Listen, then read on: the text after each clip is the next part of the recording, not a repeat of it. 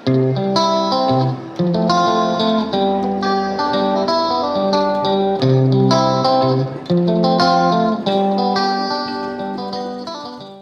বং, নতুন আর একটা ব্লগে তোমাদের স্বাগত জানাই। আমি প্রসেনজিৎ, মধ্যমগ্রাম থেকে। তো আমি এখন যাচ্ছি শ্রীভূমির দিকে। তো এটা হচ্ছে ফুট ব্রিজ, এটা দিয়েই টপকে চলে যেতে হবে ওই পারে, তারপরে কিন্তু ওখান থেকেই আমি শ্রীভূমিতে ঢুকে যাব।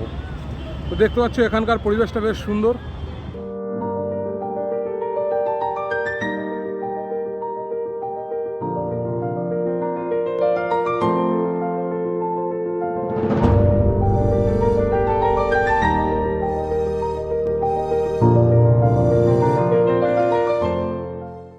সামনে গিয়ে ডান দিকে গেলেই তো শ্রীভূমি পাবো।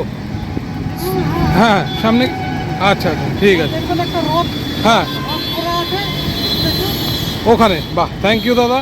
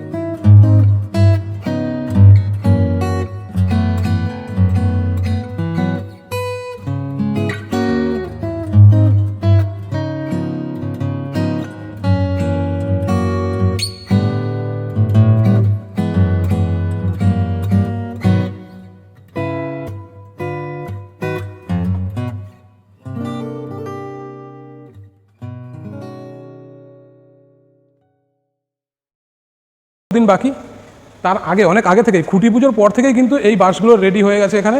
আর দেখতে পাচ্ছ এখানে অলরেডি কিন্তু স্ট্রাকচার তৈরি হচ্ছে।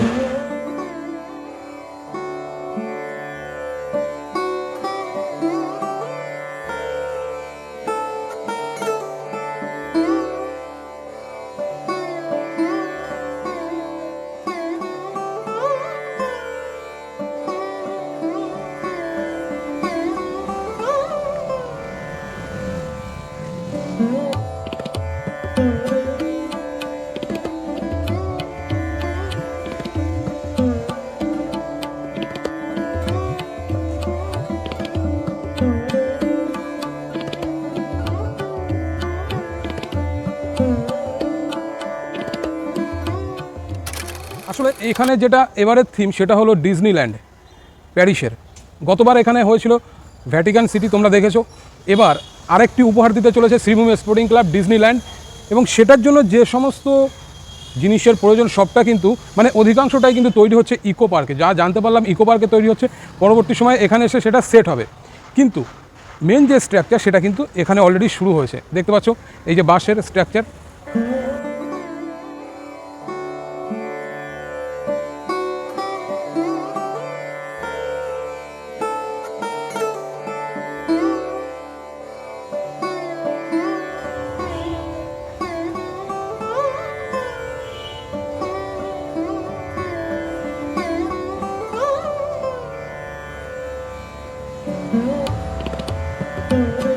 আচ্ছা, উপরে একটা দেখতে পাচ্ছ, একটা বেশ সুন্দর গোল আকৃতির কিছু একটা বানানো হচ্ছে। এটা সম্ভবত লাইট, ঝাড়বাতি সেই টাইপের একটা কিছু হতে পারে। আর এখানে কিন্তু পুরো যে জায়গাটা দেখতে পাচ্ছ, এখানেই প্রতিমা থাকে।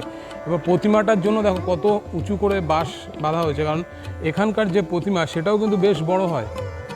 শ্রীভূমিতে তোমরা আসলে পরে বুঝতে পারবে এখানে কত মানুষের ঢল নামে।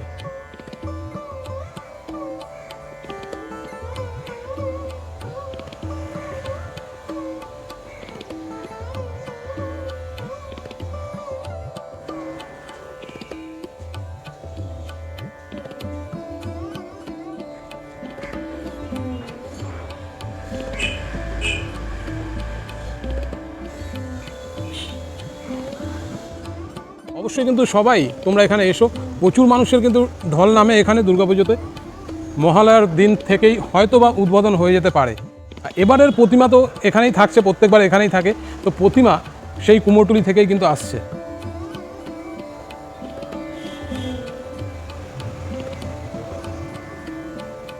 আচ্ছা, একটু তোমাদের দেখিয়ে নিই, এইটা কিন্তু একদমই একটা পার্মানেন্ট স্টেজ। এমন নয় যে দুর্গাপুজোর জন্য তৈরি করা হয়েছে, একদমই পার্মানেন্ট স্টেজ, যেটা টাইলস বসানো।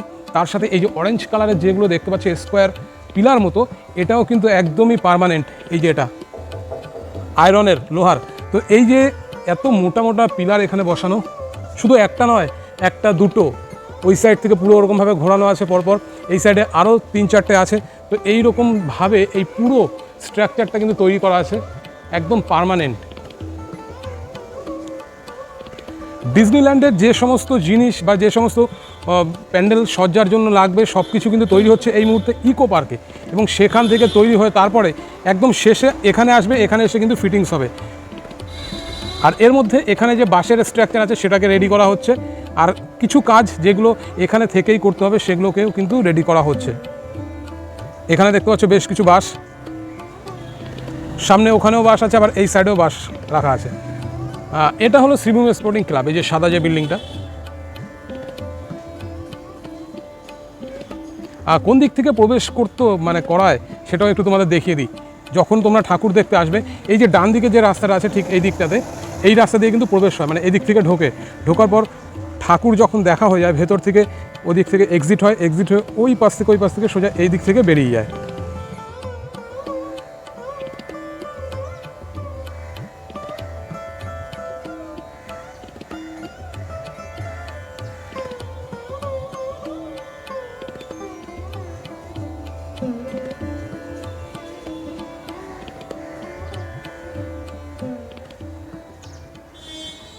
তো বুঝতেই পারছো, যেহেতু এখনও পুজোর প্রায় 77 দিন বাকি আছে, তো সেইভাবে কিন্তু তোমরা এখনই বুঝতে পারবে না ডিজনিল্যান্ডটি, এই যে পুজো মণ্ডপ।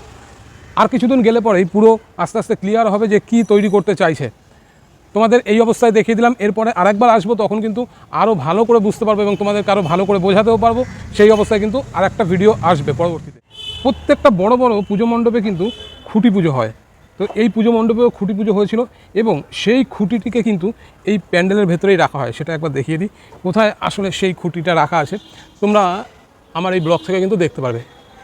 এই হচ্ছে সেই খুঁটি, যেটা খুঁটি পুজো করা হয়েছিল। এই যে কলসি বাঁধা আছে, মানে ঘট, এটাই হচ্ছে সেই খুঁটি।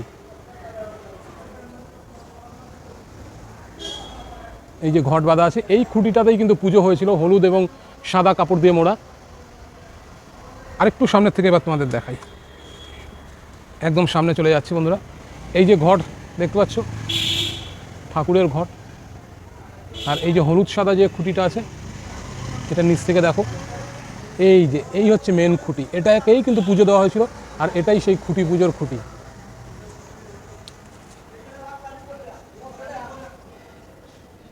আচ্ছা, শ্রীভূমি স্পোর্টিং ক্লাবের সামনে বসে আছি একটু, পুজো মণ্ডপটা দেখছো পেছনে তৈরি হচ্ছে। আর আমার পাশে যিনি আছেন এই কাকা কিন্তু পুজো মণ্ডপের দায়িত্ব আছে, বাসের দায়িত্বটা পুরো আপনার, স্ট্রাকচারটা কিন্তু এই কাকা তৈরি করছে। তো বুঝতে পারছো যে কতটা লেবার তাকে দিতে হচ্ছে এবং কতটা ম্যানেজমেন্ট করতে হচ্ছে।